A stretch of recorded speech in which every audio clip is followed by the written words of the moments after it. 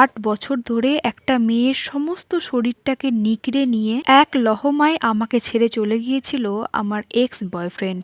বেশ সচ্ছল পরিবারের মেয়ে আমি। বাড়ির যেহেতু ছোট মেয়ে, তাই কোনোদিনই অভাব অনটন এসব কোনো কিছুই বুঝিনি। উপরন্তু বাবা দাদা সবার আদরে বড় হয়েছি। আমি যখন মাধ্যমিক দিই তখন এক ছেলের সাথে আমি পরিচিত হই।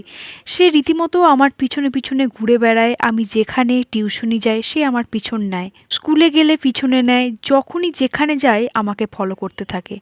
এরপর কিছুদিন পর সে আমাকে প্রপোজ করে। সে বলে যে সে নাকি আমাকে ছাড়া বাঁচতে পারবে না, আমাকে সে খুব ভালোবাসে। আমি প্রথম প্রথম তার এগুলোকে পাগলামি মনে করতাম।